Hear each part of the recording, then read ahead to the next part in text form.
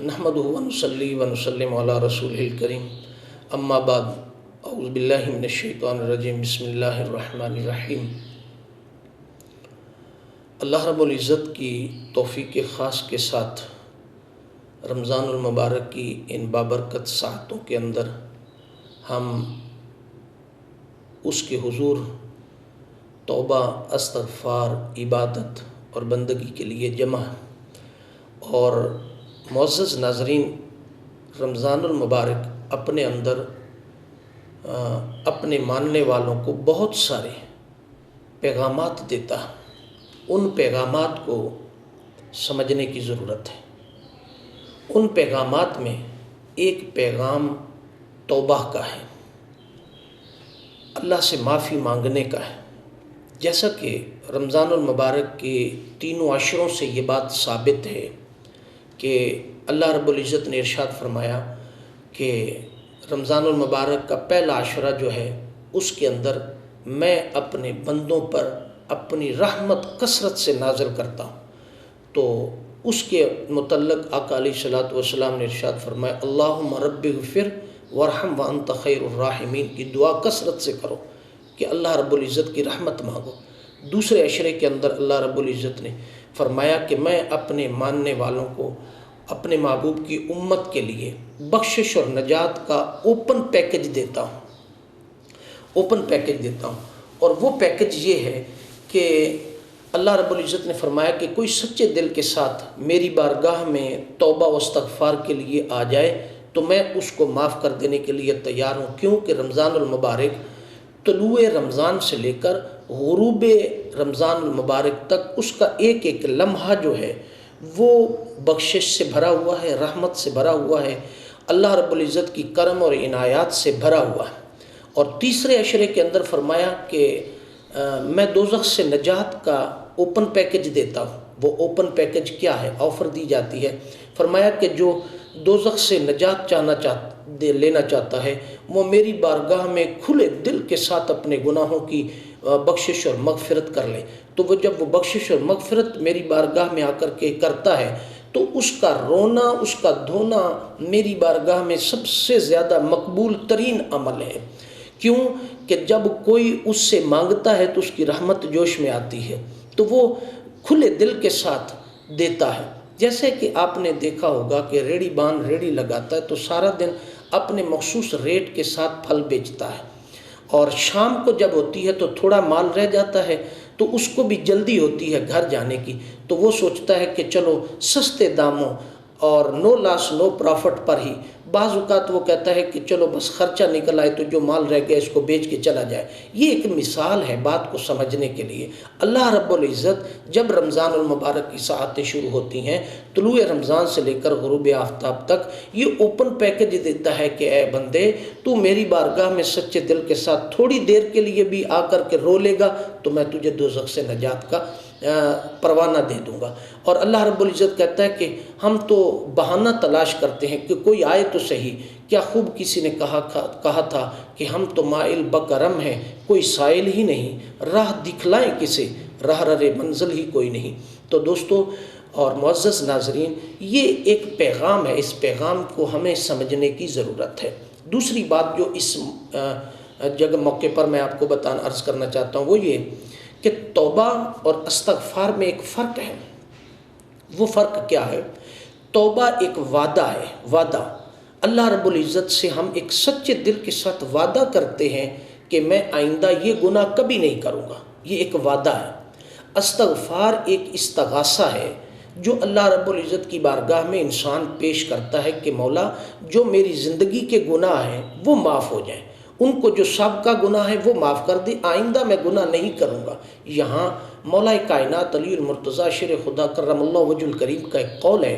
آپ نے فرمایا، آپ مسند پر تشریف فرما تھے تو ایک شخص آپ کی بارگاہ میں آیا اور وہ لمبی ساری ایک تسبیح پڑھ رہا تھا، اور وہ تسبیح پر کچھ پڑھ رہا تھا۔ جب آپ کے مسند کے قریب آیا تو آپ نے پوچھا کہ میری بارگاہ میں آنے والے شخص تو اس تسبیح پر کیا پڑھ رہا ہے؟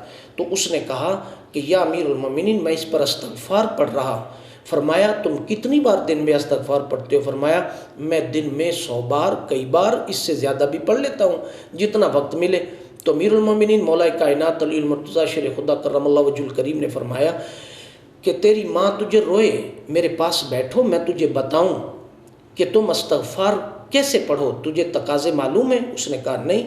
فرمایا کہ استغفار کے تقاضے یہ ہیں کہ تم استغفار شریف اس طرح پڑھو کہ پہلا تقاضا یہ ہے کہ جب تم استغفار پڑھو تو تم دل کے اندر سچے دل سے رب کی بارگاہ میں وعدہ کرو کہ آئندہ میں یہ گناہ نہیں کروں گا۔ نمبر 2 فرمایا کہ کبھی بھی اس گناہ کو کرنے کا تیرے دل میں خیال بھی نہ آئے۔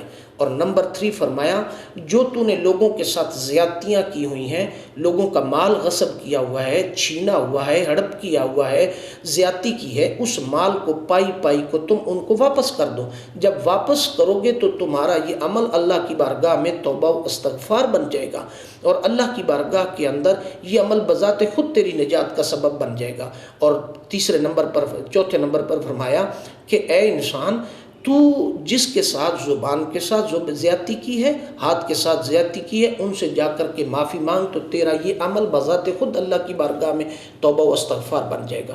تو رمضان المبارک جہاں نفس کمزور ہو چکا ہوتا ہے، رمضان المبارک کے اندر جہاں نفسانی خواہشات دم توڑ چکی ہوتی ہیں بھوک اور افلاس کی وجہ سے، جسمانی کمزوری کی وجہ سے، وہاں بندگی اور اطاعت کا جذبہ بیدار ہو چکا ہوتا ہے، روح تھوڑی مضبوط ہو چکی ہوتی ہے۔ تو لہٰذا رب کی بارگاہ کی طرف ہمیں تھوڑا جائزہ لے لینا چاہیے، ہمیں تھوڑا دیکھ لینا چاہیے کہ آج کے دور کے اندر حالات کے مطابق ہم کس مقام پہ کھڑے ہیں۔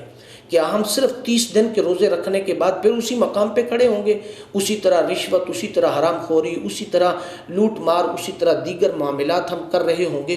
تو پھر 30 دن کے اندر سوائے بھوک پیاس کے ہم نے کچھ نہیں حاصل کیا۔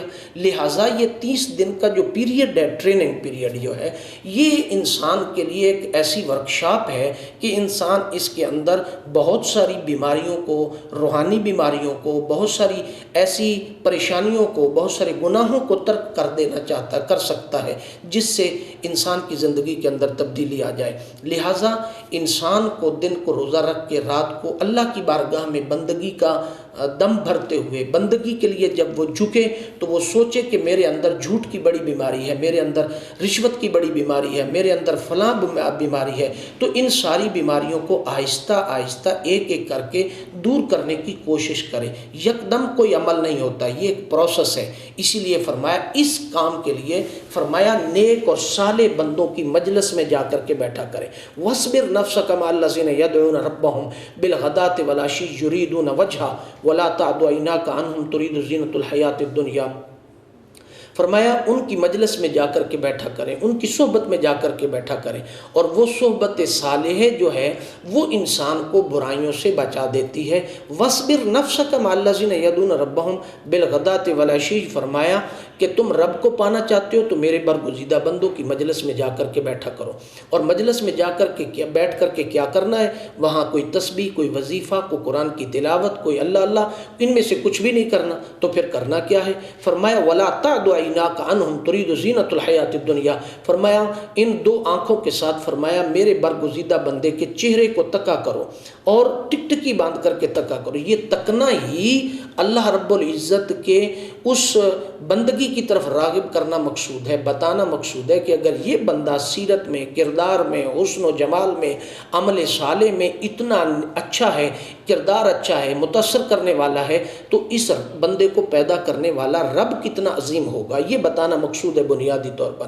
تو لہٰذا آج بھی وہ صحبت صلحاء موجود ہے، آج بھی وہ نیک اور صالح صحبتیں موجود ہیں۔ اس موقع پر میں آپ کی خدمت میں یہ بات عرض کرنا چاہتا ہوں کہ جہاں ہم خلوت میں ہیں، آئسولیشن میں بیٹھے ہیں کرونا وائرس کی وجہ سے، ہم اپنے گھروں میں بیٹھے ہیں، لہٰذا جب گھروں میں بیٹھے ہیں تو اپنا تعلق کتاب کے ساتھ جوڑیں، اپنا تعلق کسی نیک اور صالح مجلس کے ساتھ جوڑیں۔ آج کی مجلس آن لائن مجالس موجود ہیں، آن لائن وہ اچھے لوگوں کی صحبتیں میسر ہیں، ان کے ساتھ جوڑیں، قرآن کے ساتھ جوڑیں، سیرت کے ساتھ جوڑیں، اور صحبت صلحاء کے ساتھ جوڑیں، اور محبت اہل بیت کے ساتھ جوڑیں، محبت اولیاء کے ساتھ جوڑیں، اور ٹوٹے ہوئے تعلق کے بندگی کو پختہ کرنے کی کوشش کریں۔ میں آپ احباب کی خدمت میں دوبارہ پھر عرض کروں گا کہ رمضان المبارک کی ان ساعتوں سے فائدہ حاصل کرنا چاہیے، رمضان المبارک کی ان بابرکت لمحات کو زندگی کے اندر محسوس کرنا چاہیے، نہ جانے دوبارہ پھر یہ نصیب ہوں یا نہ ہوں۔ اس وقت کو غنیمت جانتے ہوئے اللہ کے حضور سربسجود ہو جائیں تاکہ اللہ پاک ہم سے راضی ہو جائے اور ہمیں ان وبائی مرضوں سے بھی جان چھوٹ جائے، اور اللہ رب العزت ہمارے اندر بندگی کے اس عنصر کو پیدا کر دے جس کی وجہ سے رب کائنات اپنے بندے سے راضی ہو جائے۔ وما علینا الا البلاغ المبین۔